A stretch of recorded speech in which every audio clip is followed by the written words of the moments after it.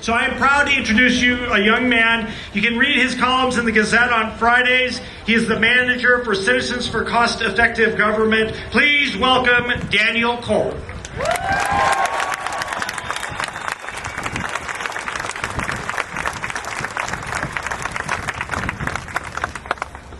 Well, you know the sign of a good rally. It's when you've not only got a young man like JD to sing the Star-Spangled Banner, but then when it comes time to put your hand on your heart, you don't have to look hard for an American flag.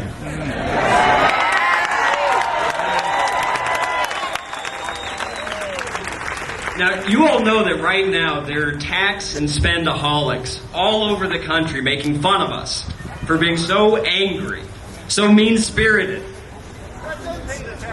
I'd like to remind them of an old story where one Greek man said of another, "Of course he's not a good person.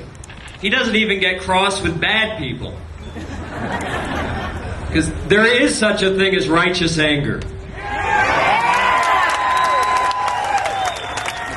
And it is a rare and tremendous blessing that we can gather, that we can assemble to vent our thoughts about this federal government of ours. But in our anger, we have to remember that ultimately all politics is local. And that if we focus exclusively on Washington and Denver, we're never going to get at the root of the problem. Because the problem is growing in our backyards. Back in 2006, a poll showed that 39% of Americans considered earmark reform the single highest priority for Congress. Higher even than taxes and immigration. And yet 3 years later, we're still rolling in the pork.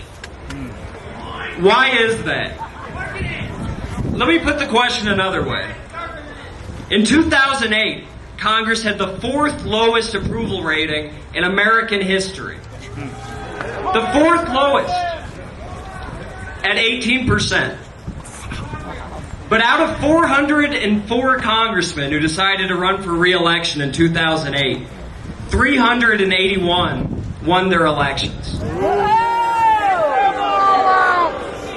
That means that America gave Congress an approval rating of 18% in April, and then in November decided to send 95% of American congressmen back to Congress. How is that possible? I'll tell you how it's possible. It's not that Americans don't like pork.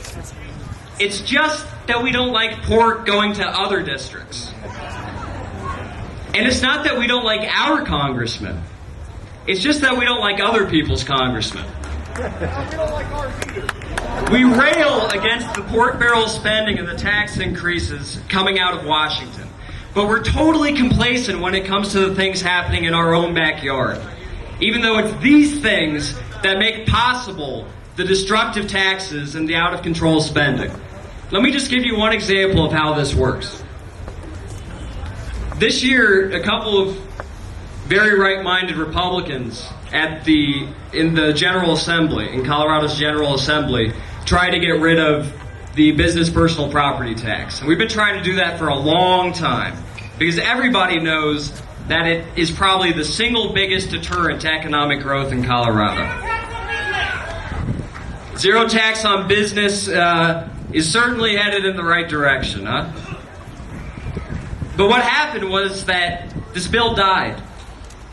And the stiffest opposition came from a group called Colorado Counties Incorporated. Now, this is a group that lobbies the state government on behalf of Colorado's 64 counties. And they were afraid that the counties would lose too much revenue if this tax were to disappear. Apparently forgetting that by lowering taxes, we increase economic activity and thus increase the tax base.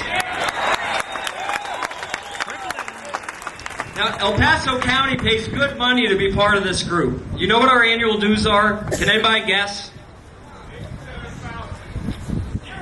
It is about $80,000 that we pay in tax money in order to have a lobbyist go to Denver and kill a Republican bill to phase out the business personal property tax.